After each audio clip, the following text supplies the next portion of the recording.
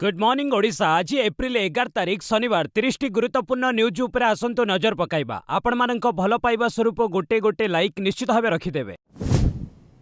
2027 रे पंचायत निर्वाचन मास शेष सुधा संरक्षण हेबो चूड़ांत। 2027 फेब्रुआरी रे राज्य रे हेबो त्रिस्तरीय पंचायत निर्वाचन। वार्ड मेंबर, सरपंच, समिति सभ्य और जिला परिषद पई हेबो प्रत्यक्ष निर्वाचन। निर्वाचन पूर्वरु विभिन्न प्रस्तुति शेष करबाकू पंचायत राज विभाग राज्यर समस्त जिलापाल मानकू चिठी करिछि। चलित मास शेष सुधा चूड़ांत स्थान संरक्षण हेबो।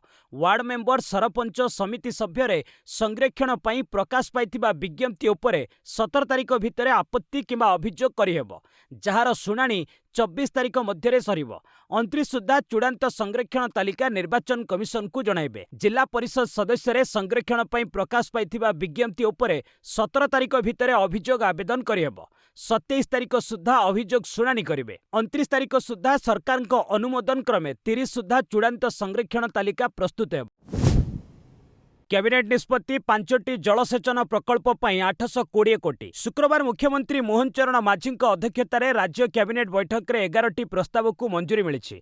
जल संपद विभाग 5टी टेंडर को कैबिनेट अनुमोदन मिली। कटक जिलार हाड़ुआ जलसेचन प्रकल्प निर्माण पर 135 कोटी 75 लाख टंका व्यय हेबो। संबलपुर जिलार 54टी ग्रामर 6210 हेक्टर चाष जमी को जलसेचन पर हीराकुद जलभंडारू 4टी उठा जलसेचन माध्यम पानी उत्तोलन कर निर्माण पई 204 कोटी 21 लाख टंका व्यय हेबो। सोनपुर जिल्ला रे एक प्रकल्प निर्माण पई 170 कोटी 22 लाख टंका खर्च हेबो। जाजपुर जिल्लार एक प्रकल्प निर्माण पई 158 कोटी 86 लाख टंका व्यय हेबो। केन्दुझर और मयूरभंज जिला पई एक प्रकल्प सकाशे 92 कोटी 98 लाख टंका खर्च हेबो। एथिस 5 वर्षर रक्षणाबेक्षण खर्च को मिसाई मोट 820 कोटी बजेट रही। हरमुज प्रणाली उपरे रहस्यमय भावे अदृश्य होइगला 1600 कोटीर अमेरिकीय ड्रोन। अमेरिका नौसेनार एक स्वतंत्र ड्रोन MQ-4C ट्राइटन शुक्रवार हठात हरमुज प्रणाली उपरे अदृश्य हो जाइछि। एही ड्रोन को अमेरिकार सबुठु महंगा बोली विवेचना करा जाए, जहार मूल्य भारतीय मुद्रा रे 1600 कोटी टंका हेबो बोली कुहा जाउछि। रिपोर्ट अनुसार एही ड्रोन उड़ाण समय एक जरूरीकालीन सतर्कता मध्य पठाइतिला। ड्रोनटी प्राय 3 घंटा धरी पर्सियान गल्फ एवं हरमुज प्रणाली उपरे नजर रखिबा परे इटालीर सिगोनेलारे थिबा यार घाटी को फेरुथिला। फ्लाइट ट्रैकिंग वेबसाइट अनुसार ड्रोनटी हठात ईरान आड़कू टिकिए गतिपथ बदलाइला एवं जरूरीकालीन संकेत रूपे एक कोड 7700 पठाइतिला। एहापरे ड्रोनटी राडाररू अदृश्य हो जाइतिला। ड्रोनटी दुर्घटनाग्रस्त होइछि ना एहाकू गुली करी खसाई दिया जाइछि ताहा एपर्यंत स्पष्ट होई नाही। हरमुजरू बांग्लादेश जहाज को फेराई देला ईरान। युद्धविरति घोषणा होइतिले मध्य विश्वर प्रमुख जलमार्ग हरमुज प्रणाली संपूर्ण भावे खोली पारि नाही। फଳରେ बांग्लादेशर एक जहाज को अधा बाटरू फेरी जिबाकू पड़िछि। एही जहाज को हरमुज अतिक्रमण करबा लागि ईरान अनुमति देई नाही। बांग्लार जययात्रा नामक बांग्लादेश सरकार अधीन शिपिंग कॉर्पोरेशन एक जहाज युद्ध जोगु गत 40 दिन धरी पारस्य उपसागर रे फसी रहितिला। साउदी अरबर रास अल खेर बंदररू 37,000 टन फस्फेट सार दक्षिण आफ्रिकार केपटाउन सहर को जिबाकू चाहुतिला। तेणु बांग्लादेश रे जहाज सेही जलमार्ग अतिक्रम लगी ईरान IRGC ठारू अनुमति लोड़ीथिला, किंतु IRGC ताकू अनुमति देई नाही, बरं जेउठारू आसीछि सेठाकू फेरी जिबा लगी कहितिला। हरमुजरे मात्र 15 जहाज को अनुमति, गुरुवार जाइछि 6 जहाज। अमेरिका, इस्राएल और ईरान मध्य युद्ध रे हरमुज प्रणाली एक गुरुत्वपूर्ण प्रसंग पलटिछि। युद्ध आरंभ पर ईरान विश्वर एक गुरुत्वपूर्ण जलमार्ग को बंद कर देइथिला। 2 सप्ताह युद्धविरति सहमति पर हरमुज प्रणाली अतिक्रम करुथिबा जहाज गुड़िकर सुरक्षित यातायात को सुनिश्चित करबाकू सही समय शर्त रहितिला। दैनिक सही मार्ग दे 15टी जहाज किंबा टैंकर छाड़बाकू कहितिला ईरान। तेबे हरमुज रे जहाज चलाचल बहुत कम रहिछि। गत 3 दिन मध्य हाथ गणति जहाज सही मार्ग रे जाइछि। गुरुवार मोट 6टी जहाज हरमुज अतिक्रम करिथिला। सेथिरे 2टी तेल, केमिकल किंबा गैस टैंकर, 3टी मालबाही जहाज और गोटे इंधन जोगाणकारी जहाज सामिल थिला। बुधवार 5टी और मंगलवार 9टी टैंकर समेत 11टी जहाज हरमुज पार करिथिला। ଆହ୍ଲାବାଦ ହାଇକୋର୍ଟ ବିଚାରପତି ଯଶବନ୍ତ ବର୍ମାଙ୍କ ଇସ୍ତଫା ବାସଭବନରୁ ଟଙ୍କା ଜବତ ଘଟଣାରେ ବିବାଦରେ ଥିଲେ। ବିବାଦ ଘେରରେ ଥିବା ଆହ୍ଲାବାଦ ହାଇକୋର୍ଟର ବିଚାରପତି ଯଶବନ୍ତ ବର୍ମା ଶୁକ୍ରବାର ଇସ୍ତଫା ଦେଇଛନ୍ତି। ରାଷ୍ଟ୍ରପତି ଦ୍ରୌପଦୀ ମୁର୍ମୁଙ୍କ ନିକଟକୁ ସେ ତାଙ୍କର ଇସ୍ତଫା ପତ୍ର ପଠାଇ ଦେଇଛନ୍ତି। ବାସଭବନରୁ ବିପୁଳ ପରିମାଣର ନଗଦ ଅର୍ଥ ମିଳିବା ଅଭିଯୋଗରେ ଯଶବନ୍ତ ବିବାଦ ଘେରରେ ଥିଲେ, ଯେଉଁଥିପାଇଁ ତାଙ୍କୁ ପୂର୍ବରୁ ଦିଲ୍ଲୀ ହାଇକୋର୍ଟରୁ ଆହ୍ଲାବାଦକୁ ସ୍ଥାନାନ୍ତର କରାଯାଇଥିଲା। ସେ 2025 ଏପ୍ରିଲ 5 ତାରିଖରେ ଆହ୍ଲାବାଦ ହାଇକୋର୍ଟରେ ବିଚାରପତି ଭାବେ ଶପଥ ଗ୍ରହଣ କରିଥିଲେ। ତାଙ୍କ ବିରୁଦ୍ଧରେ ଅଭିଯୋଗର ଏକ ଅଭ୍ୟନ୍ତରୀଣ ତଦନ୍ତ ଚାଲିଛି। ଉଲ୍ଲେଖଯୋଗ୍ୟ, ଯଶବନ୍ତ ବର୍ମା ଦିଲ୍ଲୀ ହାଇକୋର୍ଟର ବିଚାରପତି ଭାବେ କାର୍ଯ୍ୟ କରୁଥିବା ବେଳେ ଗତବର୍ଷ ହୋଲି ଦିନ ତାଙ୍କ ସରକାରୀ ବାସଭବନରେ ନିଆଁ ଲାଗିଯାଇଥିଲା। ଏହି ସମୟରେ ଯଶବନ୍ତ ଘରେ ନଥିଲେ, କିନ୍ତୁ ଘଟଣା ସମୟରେ ନିଆଁ ଲାଗିଥିବା ଘରୁ ବିପୁଳ ପରିମାଣର ନଗଦ ଅର୍ଥ ମିଳିଥିବା ଅଭିଯୋଗ ହୋଇଥିଲା। ବେଙ୍ଗାଲୁରୁକୁ ପଛରେ ପକାଇ ମୁମ୍ବାଇ ଭାରତର ଦ୍ୱିତୀୟ ବୃହତ୍ତମ ମେଟ୍ରୋ ନେଟୱାର୍କ ହେଲା। ପ୍ରମୁଖ ଭାରତୀୟ ସହରଗୁଡ଼ିକ ମେଟ୍ରୋ ଲାଇନ୍‌ଗୁଡ଼ିକ ଦ୍ରୁତଗତିରେ ବିସ୍ତାର ହେବାରେ ଲାଗିଛି। ଏହି କ୍ଷେତ୍ରରେ ମୁମ୍ବାଇ ମେଟ୍ରୋ ଏକ ଗୁରୁତ୍ୱପୂର୍ଣ୍ଣ ମାଇଲଖୁଣ୍ଟ ହାସଲ କରିଛି। ମୁମ୍ବାଇ ମେଟ୍ରୋ ନେଟୱାର୍କର ବିସ୍ତାର 100 କିଲୋମିଟରରୁ ଅଧିକ ହୋଇଛି। ଏହି ସମ୍ପ୍ରସାରଣ ଫଳରେ ବେଙ୍ଗାଲୁରୁକୁ ପଛରେ ପକାଇ ମୁମ୍ବାଇ ଦେଶର ଦ୍ୱିତୀୟ ବୃହତ ମେଟ୍ରୋ ନେଟୱାର୍କ ହେବାର ରେକର୍ଡ କରିଛି। 416 କିଲୋମିଟର କାର୍ଯ୍ୟକ୍ଷମ ସହିତ ଦିଲ୍ଲୀ ମେଟ୍ରୋ ଦେଶର ବୃହତ୍ତମ ମେଟ୍ରୋ ନେଟୱାର୍କ ଭାବେ ଶୀର୍ଷରେ ରହିଛି। ବେଙ୍ଗାଲୁରୁ ନମ୍ମା ମେଟ୍ରୋର କାର୍ଯ୍ୟକ୍ଷମ ନେଟୱାର୍କ ବର୍ତ୍ତମାନ ପ୍ରାୟ 96 କିଲୋମିଟର ରହିଛି। ମୁମ୍ବାଇ ମେଟ୍ରୋ ନେଟୱାର୍କରେ 2ଟି ନୂତନ ଲାଇନ୍ ଯୋଡ଼ି ହେବା ଫଳରେ ଏହି ଗୁରୁତ୍ୱପୂର୍ଣ୍ଣ ମାଇଲଖୁଣ୍ଟ ହାସଲ କରିଛି। ଏହି 2ଟି ନୂଆ ଲାଇନ୍ ହେଲା ମେଟ୍ରୋ ଲାଇନ୍ 9 ଓ ମେଟ୍ରୋ ଲାଇନ୍ 2B।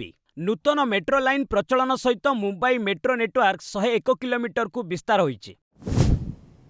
राज्यसभा सदस्य भावे शपथ नेले नीतीश कुमार एप्रिल 14 मुख्यमंत्री पदरु देवे इस्तीफा। बिहार मुख्यमंत्री नीतीश कुमार शुक्रवार दिल्लीर संसद भवन में राज्यसभा सदस्य भावे शपथ ग्रहण करिसेंति। उपराष्ट्रपति सीपी राधाकृष्णन नीतीश को शपथ पाठ कराइथिले। एथिसह नीतीश को एक नूतन राजनीतिक यात्रार आरंभ होइतिबा कुहा जाउछि। शपथ ग्रहण करने सहित नीतीश बिहार पंचम नेता हेबार सौभाग्य लाभ करिसेंति, जे कि 4टी जाक गृह विधानसभा, विधान परिषद, लोकसभा, राज्यसभा सदस्य होइचंती। तांको पूर्वरु लालू प्रसाद यादव, उपेंद्र कुशवाहा, पूर्वतन केंद्रमंत्री नागमणि और सुशील कुमार मोदी एई 4टी गृह रे कार्य करिसेंती। नीतीश एबे बिहार मुख्यमंत्री पदरु इस्तीफा देबे। दिल्ली पाटना फेरिबा परे से एप्रिल 14 तारिख रे से इस्तीफा देई पारंती बोली कुहा जाउछि। एप्रिल 15 रे बिहार रे नुआ मुख्यमंत्री किए हेबे जणा पड़िबो। तेलंगाना रे 36 बंधुक सह 42 माओवादी आत्मसमर्पण। देशरू माओवादी निपात अभियान शेष तारीख थिला गत मार्च 31 तारिख। मियाद शेष परे मध्य जंगल ले किछि माओवादी रहिथिबा एबे प्रमाणित होईछि। तेलंगाना रे 42 जन माओवादी मुख्यमंत्री रेवंत रेड्डी सम्मुखें आत्मसमर्पण करिसेंति। एमाने 36टी अत्याधुनिक बंधुक पुलिस जिम्मा देइछंति। एहा मध्यरे रहिछि 5टी AK-47, 4टी SLR, 3टी इंसास, 6टी 303 राइफल, गोटिए 9 mm पिस्तल, 2टी रिवॉल्वर, गोटिए BGL बंधुक, 1007टी गुली एवं 800 ग्राम सुना। एमानंक मध्यरे जणे केंद्रीय कमिटी मेंबर थिबा बेले जणे तेलंगाना स्टेट कमिटी मेंबर, 5 जण DVCM, 18 जण ACM एवं 17 जण पार्टी मेंबर रहिचंती। एमानंक मुंड पई 1,93 लाख टंका पुरस्कार राशि घोषणा होइतिला। विभिन्न प्रकार अस्त्र दाखल पई सेमानंकु मध्य अर्थ प्रदान कराजिवो। जमुनारे नौका बुड़ी 10 मृत। उत्तर प्रदेश मथुरा पर्यटकों को नहीं जाउथिबा एक नौका शुक्रवार जमुना नदी में बुड़ी जाइछि। एथिरे अति कम 10 जन पर्यटक प्राण हराइछंती। सेमानंक मध्यरु 7 जन महिला एवं 3 जन पुरुष, आहुरी किछि जन निखोज अछंती। दुर्घटनाग्रस्त नौकारे थिबा समस्त पर्यटक पंजाबर बासिंदा। अपराह्न 3:15 रे केसीघाट निकट रे दुर्घटना घटिथिला। सेही स्थान श्री बांके बिहारी मंदिर ठारू प्राय 2 किलोमीटर दूर। उद्धार कार्य रे एनडीआरएफ एसडीआरएफ टीम नियोजित होइथिले। पर्यटक माने 2टी नौकारे थिले। सेथिरु गोटिए नौका नदी रे ओलटी पड़िथिला। सेई नौकारे 25 रु 30 जन लोक थिले। 12 जन को उद्धार करा जाइछि। प्रबल पवन जोगु जमुना नदी मध्यभागरे नौकाटी दोहली थिला। अचानक ताहा एक पंटून पोलरे बाड़े होई ओलटी पड़िथिला।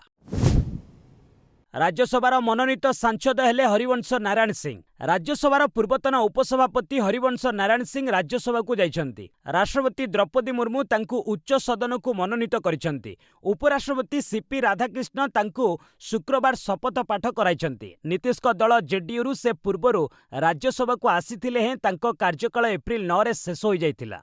एथर जेडीयू हरिवंशଙ୍କ ना देई नथिला। ପୂର୍ବତନ ପ୍ରଧାନ ବିଚାରପତି ରଞ୍ଜନ ଗୋଗୋଇ ରାଜ୍ୟସଭାରୁ ଅବସର ନେବା ପରେ ତାଙ୍କ ଆସନ ଖାଲି ହୋଇଥିଲା। ତାଙ୍କ ସ୍ଥାନରେ ହରିବଂଶଙ୍କୁ ମନୋନୀତ କରାଯାଇଛି। 69 ବର୍ଷୀୟ ହରିବଂଶ 2032 ପର୍ଯ୍ୟନ୍ତ ରାଜ୍ୟସଭାରେ ରହିବେ। ହରିବଂଶ 2018ରୁ 2024 ପର୍ଯ୍ୟନ୍ତ ରାଜ୍ୟସଭାର ଉପସଭାପତି ରହିଥିଲେ। ଏବେ ପୁଣି ତାଙ୍କୁ ଉପସଭାପତି କରାଯାଇପାରେ ବୋଲି ଆଲୋଚନା ହେଉଛି।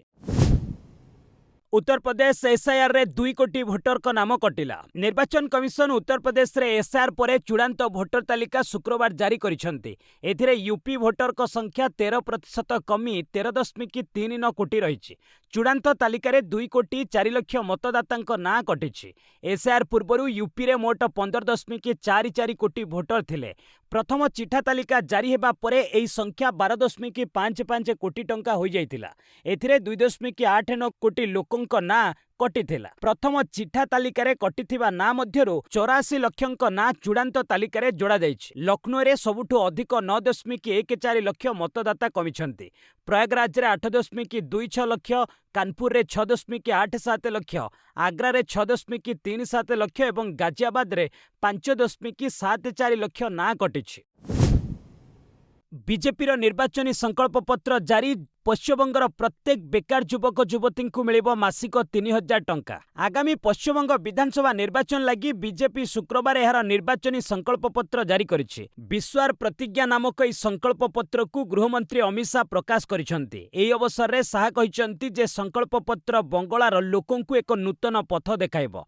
बेंगल बीजेपी सरकार गढ़िले युवक युवती को नियुक्ति न मिलिबा पर्यंत मासिक 3000 टंका भत्ता दियाजिबो बोली उल्लेख रहिछि। सेहिबळी पश्चिमबंग में आयुष्मान भारत योजना कार्यकारी करने, सरकार गठनर 6 मास मध्य राज्य में समान नागरिक संहिता लागू करने, प्रधानमंत्री किसान सम्मान निधि योजना अधीन राज्यर चाषी मानू राज्य सरकार अतिरिक्त 3000 टंका प्रदान करने भली लोभनीय प्रतिश्रुति बीजेपी देइछि।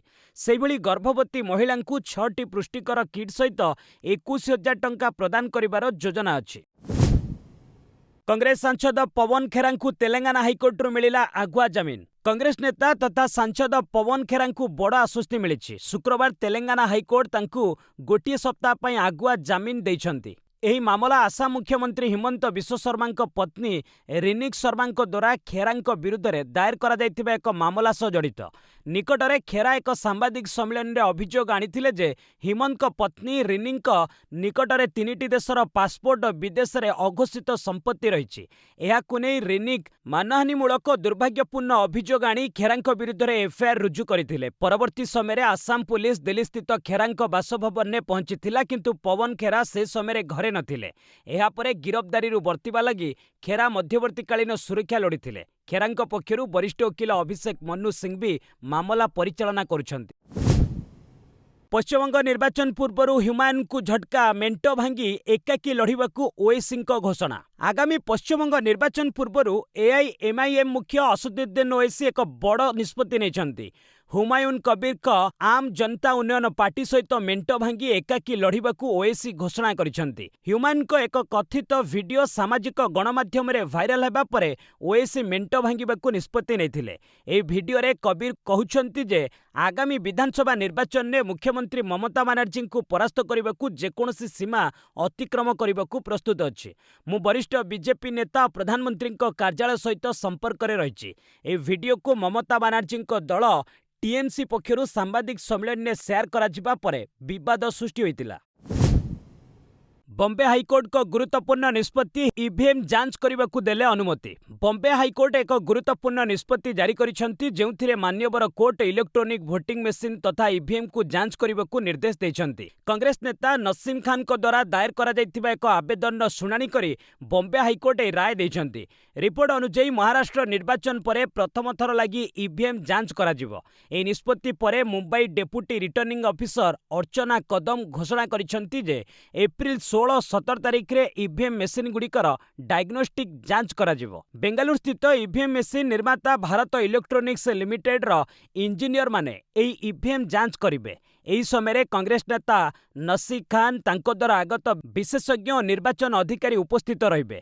नसीम को निर्वाचनी मंडलीर 5% मेसीन अर्थात प्राय 20टी ईवीएम जांच करा जिवो बोली जणा पड़िछि। 11 ବର୍ଷ ପରେ ଜେଲରୁ ବାହାରିଲେ ଆତ୍ମଘୋଷିତ ବାବା ରାମପାଲ। ସତଲୋକ ଆଶ୍ରମ ମାମଲାରେ ଆଜୀବନ ଜେଲ ଦଣ୍ଡ କାଟୁଥିବା ଆତ୍ମଘୋଷିତ ବାବା ରାମପାଲ ଦୀର୍ଘ 11 ବର୍ଷ ପରେ ଶୁକ୍ରବାର ଜେଲରୁ ବାହାରିଛନ୍ତି। ଏପ୍ରିଲ 8ରେ ପଞ୍ଜାବ ଏବଂ ହରିୟାଣା ହାଇକୋର୍ଟ ଦେଶଦ୍ରୋହ ମାମଲାରେ ତାଙ୍କୁ ଜାମିନ ପ୍ରଦାନ କରିଥିଲେ। କୋର୍ଟଙ୍କ ନିର୍ଦ୍ଦେଶ ମୁତାବକ ସକାଳୁ ତାଙ୍କର ଓକିଲ 5 ଲକ୍ଷ ଟଙ୍କା ଲେଖାଏଁ 2ଟି ବେଲ୍ ବଣ୍ଡ ଜମା କରିଥିଲେ। ସମସ୍ତ ଆଇନଗତ ପ୍ରକ୍ରିୟା ଶେଷ ହେବା ପରେ ରାମପାଲ ହିସାର ସେଣ୍ଟ୍ରାଲ ଜେଲ୍ 2ରୁ ବାହାରକୁ ବାହାରିଛନ୍ତି। ମାମଲାଟି ନଭେମ୍ବର 2014ର। ସେତେବେଳେ ପଞ୍ଜାବ ଏବଂ ହରିୟାଣା ହାଇକୋର୍ଟ ଅଦାଲତ ଅବମାନନାର ଏକ ମାମଲାରେ ରାମପାଲଙ୍କୁ ହାଜର ହେବାକୁ ନିର୍ଦ୍ଦେଶ ଦେଇଥିଲେ। ସେ କିନ୍ତୁ କୋର୍ଟରେ ହାଜର ହୋଇନଥିଲେ। ଏହାପରେ ନଭେମ୍ବର 19ରେ ପୁଲିସ ତାଙ୍କୁ ଗିରଫ କରିବାକୁ ହିସାର ବରବାଲାରେ ଥିବା ସତଲୋକ ଆଶ୍ରମରେ ପହଞ୍ଚିଥିଲା। ସେଠାରେ ପୁଲିସ ଏବଂ ରାମପାଲଙ୍କ ସମର୍ଥକଙ୍କ ମଧ୍ୟରେ ସଂଘର୍ଷ ଯୋଗୁଁ ମହିଳା ଏବଂ ଶିଶୁଙ୍କ ସମେତ 6 ଜଣ ପ୍ରାଣ ହରାଇଥିଲେ। ଏହାପରେ ପୁଲିସ ରାମପାଲଙ୍କୁ ଗିରଫ କରିଥିଲା। ଯୁଦ୍ଧ ଯୋଗୁଁ ଲେବାନନରେ 12 ଲକ୍ଷ ବେସାହାରା। ଯୁଦ୍ଧ ଯୋଗୁଁ ଗତ ମାର୍ଚ୍ଚ 2ରୁ ଲେବାନନରେ ଅଦ୍ୟାବଧି 1800ରୁ ଉର୍ଦ୍ଧ୍ୱ ଲୋକଙ୍କ ମୃତ୍ୟୁ ଘଟିଲାଣି। ମୃତଙ୍କ ମଧ୍ୟରେ ପ୍ରାୟ 150 ଶିଶୁ। ଗତ ବୁଧବାର ଗୋଟିଏ ଦିନରେ ଇସ୍ରାଏଲ ଆକ୍ରମଣରେ 250ରୁ ଅଧିକ ଲୋକଙ୍କ ଜୀବନ ଯାଇଥିଲା।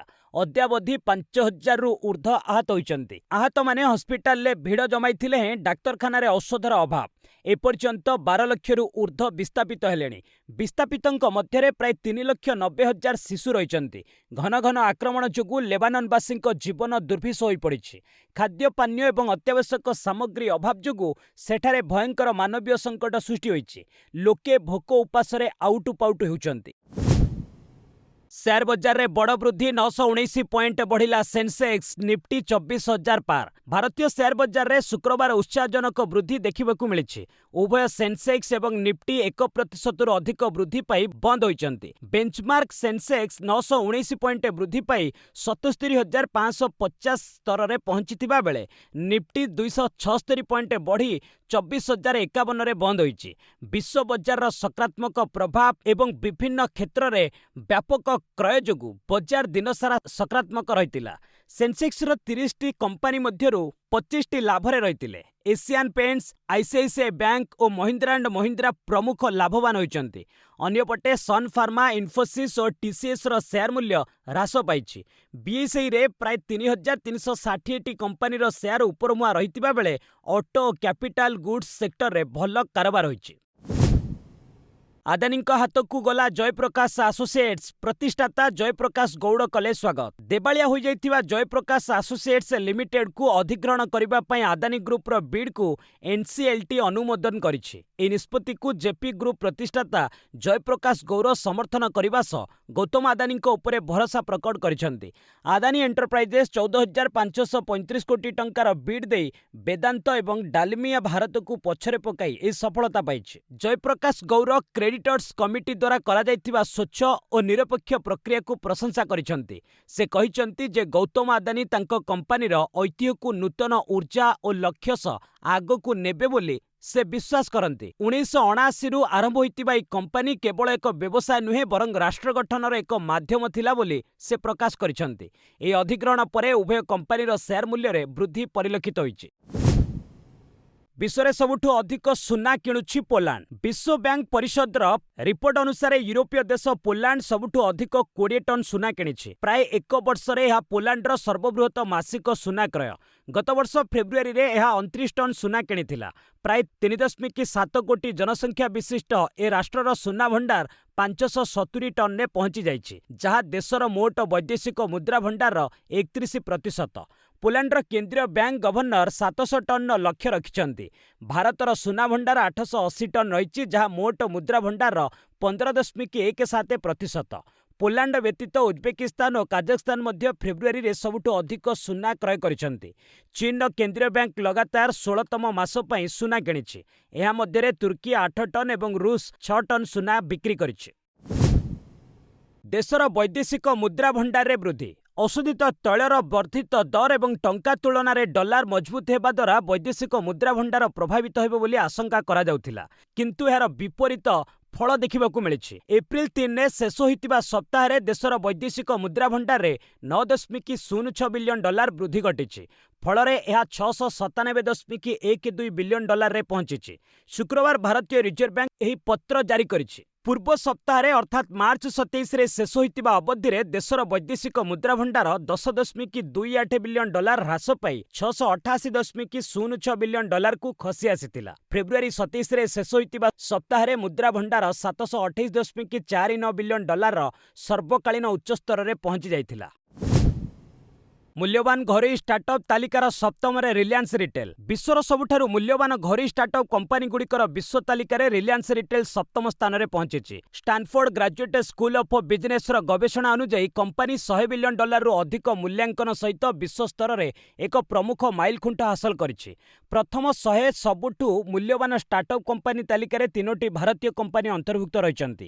ସେମାନଙ୍କ ମଧ୍ୟରେ ସର୍ବୋଚ୍ଚ ସ୍ଥାନ ହାସଲ କରି ରିଲାଏନ୍ସ ରିଟେଲ ଏହି ତାଲିକାରେ ଏକ ଦୃଢ଼ ଉପସ୍ଥିତି ଜାହିର କରିଛି। ରିଲାଏନ୍ସ ରିଟେଲର ପୋଷ୍ଟ ମନି ମୂଲ୍ୟାଙ୍କନ 100 ବିଲିୟନ ଡଲାରରୁ ଅଧିକ ରହିଛି, ଯାହା ଏହାକୁ ହେକ୍ଟୋକର୍ଣ୍ଣ ଭାବରେ ନାମିତ 7ଟି ବିଶ୍ୱ କମ୍ପାନୀ ମଧ୍ୟରେ ସ୍ଥାନିତ କରିଛି।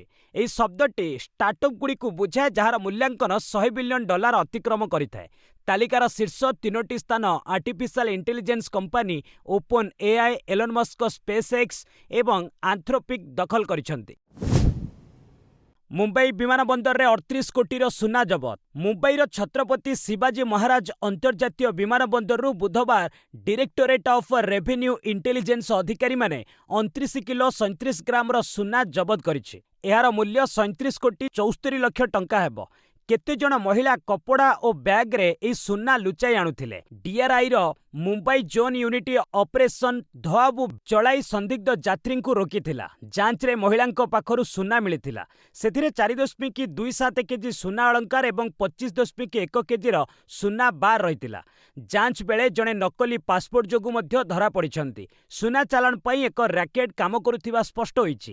ଏହି ନେଟୱାର୍କ ନିଜେ ସୁନା ଚାଲାଣ ନ କରି ଲୋକଙ୍କୁ ଟଙ୍କା ଲୋଭ ଦେଖାଇ ସେମାନଙ୍କ ଦ୍ୱାରା ଚାଲାଣ କରାଯାଉଛି।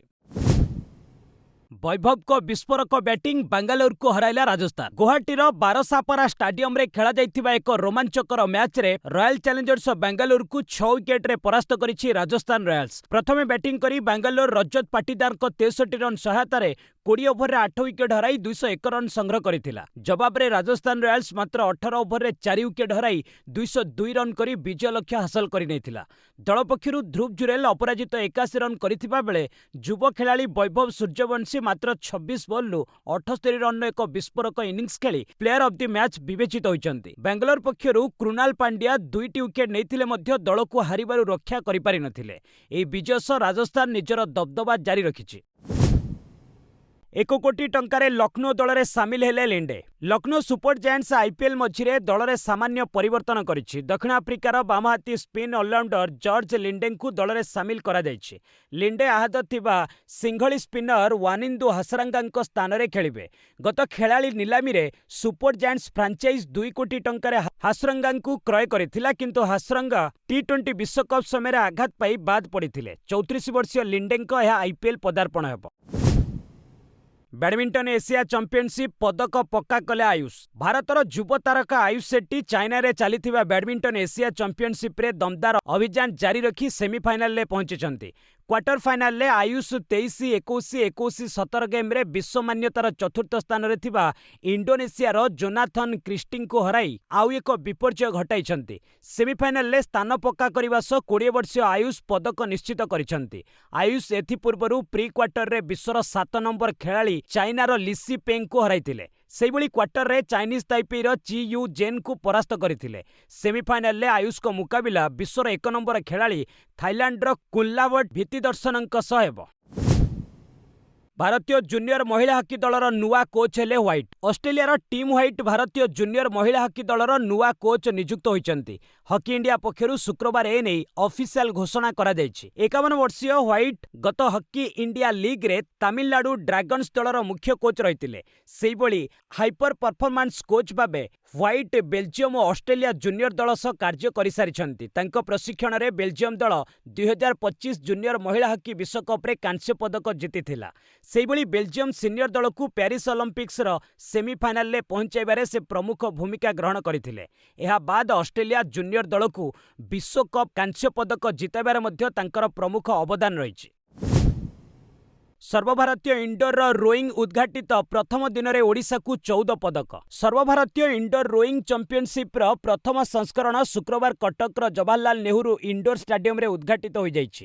ପ୍ରଥମ ଦିବସରେ ଓଡ଼ିଶା ରୋୟରମାନେ ଦମଦାର ପ୍ରଦର୍ଶନ କରି 14ଟି ପଦକ ଜିତିଛନ୍ତି, ଯେଉଁଥିରେ 8 ସ୍ୱର୍ଣ୍ଣ, 4 ରୌପ୍ୟ ଓ 2ଟି କାଂସ୍ୟ ପଦକ ସାମିଲ ରହିଛି। ମୋଟ 34ଟି ଇଭେଣ୍ଟରେ ଆୟୋଜିତ ହେଉଥିବା ଏହି ପ୍ରତିଯୋଗିତା 4 ଦିନ ଧରି ଚାଲିବ, ତେଣୁ ଓଡ଼ିଶା ଆହୁରି ପଦକ ଜିତିବ ବୋଲି ଆଶା କରାଯାଉଛି।